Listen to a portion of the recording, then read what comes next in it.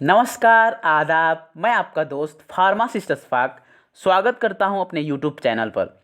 आज की वीडियो में समझेंगे कोविड-19 का जो नया वेरिएंट आया है ओमिक्रॉन, ये हमारे लिए कितना खतरनाक है या चिंता का विषय है। WHO की रिपोर्ट के अनुसार जानेंगे इसके ट्रांसमिसिबिलिटी यानी फैलने की या संक्रमण फैलाने की कितनी क्षमता है। वीडियो के लास्ट में जानेंगे इस नए वेरिएंट पर वैक्सीन का कितना असर है, हमें किस गाइडेंस को फॉलो करनी चाहिए। तो जानकारी के लिए बने रहिए हमारे साथ। कोविड के अल्फ़ा, बीटा, गामा और डेल्टा वेरिएंट के बाद आ गया है एक नया वेरिएंट ओमिक्रॉन वेरिएंट, या जिसे B1.1.529 के नाम से साइंटिस्ट ने सूचित किया है। इसे पहली बार अफ्रीका के बोट्सवाना देश में खोजा गया था। WHO यानी वर्ल्ड हेल्थ ऑर्गेनाइजेशन ने इस वेरिएंट को वेरिएंट ऑफ कंसर्न का दर्जा दिया है। अब समझते हैं कि वेरिएंट ऑफ कंसर्न क्या है। तो WHO कोविड-19 के वेरिएंट को दो मेन वेरिएंट में बांटता है। पहला वेरिएंट्स ऑफ इंटरेस्ट और दूसरा वेरिएंट ऑफ कंसर्न।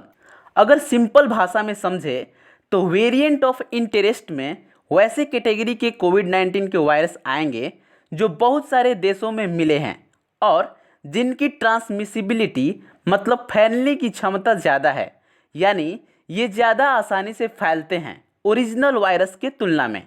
और जो दूसरा वेरिएंट है वह है variant of concern.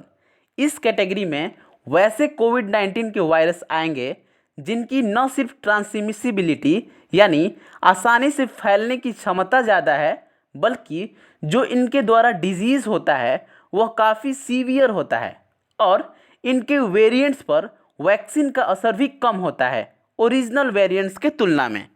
Variant of concern में कोविड-19 के अल्फ़ा, बीटा, गामा और डेल्टा वायरस को रखा गया है।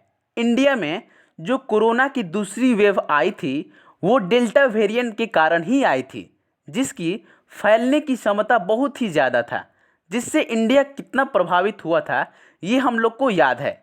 अभी के टाइम तक डेल्टा वेरिएंट सबसे ज़्यादा खतरनाक रहा है और अभी तक जितने भी कोविड के केसेस मिले हैं उनमें सबसे ज़्यादातर 80 से 90% डेल्टा वेरिएंट ही है।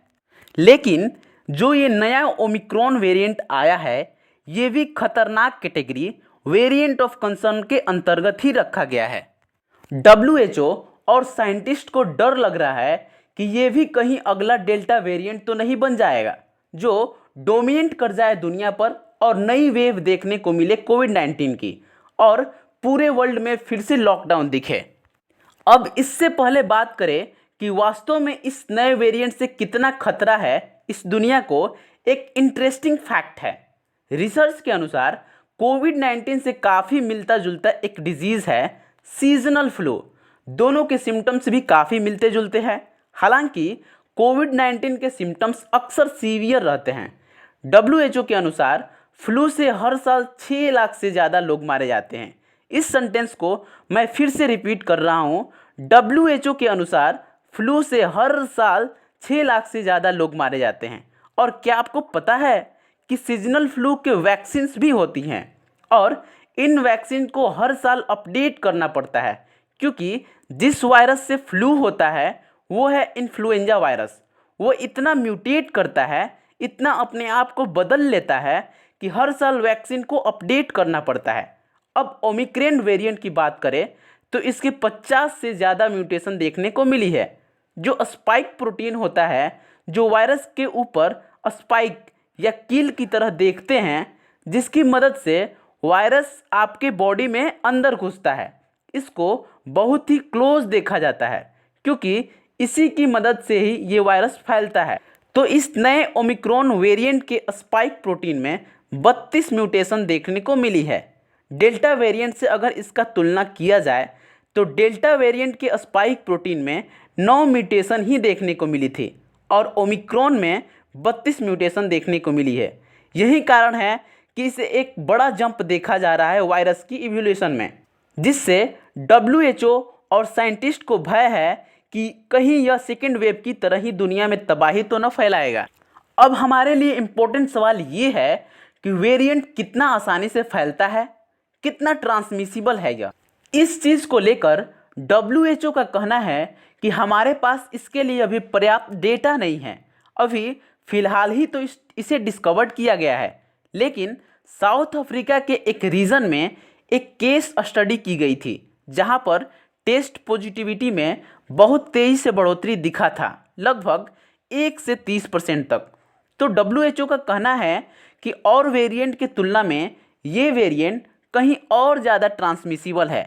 एक डिजीज़ मॉडलिंग साइंटिस्ट ने ये पता लगाया है कि ये नया स्ट्रेन ओमिक्रॉन 500% ज़्यादा ट्रांसमिसिबल है ओरिजिनल वुहान के स्ट्रेन से, जबकि डेल्टा स्ट्रेन वुहान के ओरिजिनल स्ट्रेन से 60% ही ज़्यादा ट्रांसमिसिबल माना जा रहा था।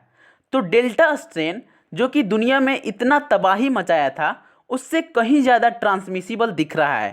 पर यह एक अच्छी खबर हो सकती है ऐसे कि जो वायरस ज़्यादा ट्रांसमिसिबल होते हैं वो कम डेडली होते हैं, और जो डिजीज़ ज़्यादा डेडली होते हैं वो कम ट्रांसमिसिबल होते हैं, यानी उनकी फैलने की क्षमता कम होती है।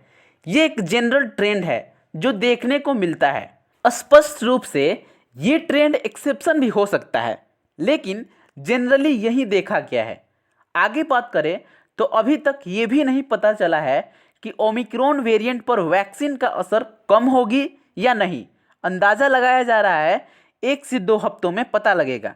अभी जब तक इसका क्लियर डेटा उपलब्ध नहीं हो पा रहा है, तब तक हमारे लेवल पर इम्पोर्टेंट यह है कि हमको मास्क लगाने की ज़रूरत है, सोशल डिस्टेंस मेंटेन करने की ज़रूरत है, और प्रॉपर हेल्दी हाइजीन मेंटेन करने की ज़रूरत है, क्योंकि ये नया वेरिएंट है। इसके बारे में जानकारी बहुत ज़्यादा नहीं है। तो मास्क, सोशल डिस्टेंसिंग और प्रॉपर हाइजीन ही हमारे लिए हथियार है। आज की वीडियो में बस इतना ही। धन्यवाद।